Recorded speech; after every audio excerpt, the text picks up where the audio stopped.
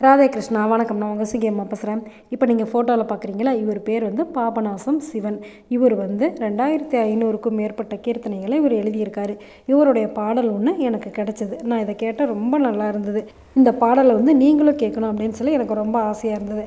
அதனால் இந்த பாடல் இதில் அவருடைய மனைவியோடு அவர் இருக்க ஃபோட்டோ கிடச்சிது. அதனால் ஒரு ஆணின் வெற்றிக்கு பின்னால் ஒரு பெண் இருப்பாங்கள்ல, அதனால் அந்த அம்மாவோட ஃபோட்டோவும் போட்டாச்சு. இன்றைக்கி பாபநாசம் சிவன் அவர்கள் நம்மளுடைய சிவபெருமான் மேலே ஒரு பாடல் பாடியிருக்காரு. நம்ம வாழ்க்கைக்கு தேவையான பாடல். என்ன பாடல் அப்படின்னு சொல்லி பார்க்கலாமா? மனமே கணமும் மறவாதே, ஜெகதீசன் மலர் பதமே, மோகம் மூழ்கி பாழாகாதே, மாய வாழ்வு சதமா. இந்த வாழ்க்கை நம்மளுக்கு எப்போவுமே நினச்சிருக்காது. நீ எப்போவும் மோகத்திலேயே மூழ்கி பாழாயிடாத. நமக்கு எப்போவுமே துணை இருக்கிறது ஈசனுடைய மலர்பதம் தான் அப்படின்னு சொல்கிறாரு. நாதன் நாமம் நீ பஜி என்றே, நாளை என்றால் யார் அதை கண்டார் அப்படின்னு கேட்குறாரு. கடவுளோட பேரை இன்றைக்கி நீ சொல்லலை அப்படின்னாக்கா நாளைக்கு நாம் இருப்போம் அப்படிங்கிறத யார் சொல்லுவாங்க? ஆதலால் பவரோகம் ஒளிந்திடவே, ஈசன் மலர்பதமே, மனமே கணமும் மறவாதே அப்படின்னு சொல்கிறாரு. அதனால் என்ன பண்ணணும்? நம்மளுடைய கஷ்டங்கள் எல்லாம் போகணும் அப்படின்னாக்கா நாம் யாரை கும்பிடணுமா? ஈசனை கும்பிடணுமா? மனமே நீ எப்போவுமே மறக்காத, எப்போவுமே அந்த ஜெகதீசனோட மலர்பாதத்திலேயே உன்னுடைய நினப்பை வச்சிரு அப்படின்னு சொல்கிறாரு. அதுக்கப்புறமேட்டு நடையும் தளர, தேகம் ஒடுங்க, நாவது குளற, கண்கள் மங்க, என்ன செய்வாய் துணை யார் வருவாய், நீ என்ன செய்வ உனக்கு யார் துணை வருவாங்க அப்படின்னு கேட்குறாரு. நம்மளுடைய கடைசி காலத்தில் நம்மளால் நடக்கவும் முடியாது.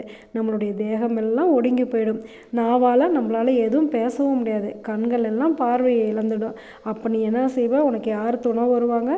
அதனால் நீ இப்போ இருந்தே சிவபெருமானோட அந்த மலர் பாதத்தை பிடிச்சிக்கோ அப்படின்னு சொல்கிறாரு. கேட்குறதுக்கே ரொம்ப நல்லா இருக்குது தானே?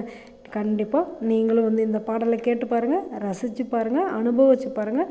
ரொம்ப நல்லா இருக்குது. இப்போ இருந்தே நம்ம கடவுளோட பேரை சொல்லணும் அப்படின்னு சொல்லியிருக்காரு. நம்ம வீட்டில் இருக்கிற குழந்தைங்களுக்கும் சின்ன சின்ன பஜனை பாடல்களை சொல்லிக் கொடுக்கும்போது அவங்களும் இப்போ இந்த சின்ன வயசில் இருந்து கடவுளோட மகிமையை தெரிஞ்சுக்குவாங்க.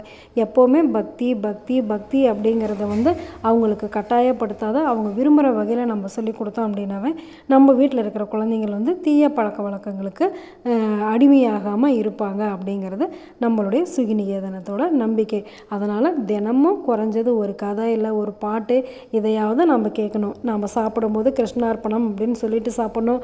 நடக்கும்போது ஒரு கால் எடுத்து வைக்கும் போது ஹரே ராமா, ஒரு கால் எடுத்து வைக்கும் போது ஹரே கிருஷ்ணா அப்படின்னு சொன்னோம்னாவே ஆட்டோமேட்டிக்காக நம்மளுடைய மனசு பழகிடும். நம்ம சும்மா நடக்கும்போது கூட நம்ம மனசு ஹரே ராமா ஹரே கிருஷ்ணன் நம்மளை அறியாமல் சொல்லும் போது நம்ம மனசும் சுத்தமாயிடும். நம்மளுக்கு எப்போவுமே நல்ல நினைப்புகள் தான் வரும். இதை நம்ம வீட்டில் இருக்கிற குழந்தைங்களுக்கு நாமளும் சொல்லிக் கொடுத்துடலாமா? நல்லது நினைப்போம், நல்லதே நடக்கும், ஆனந்தமாக இருப்போம். ஓகே, பாய். ராதே கிருஷ்ணா.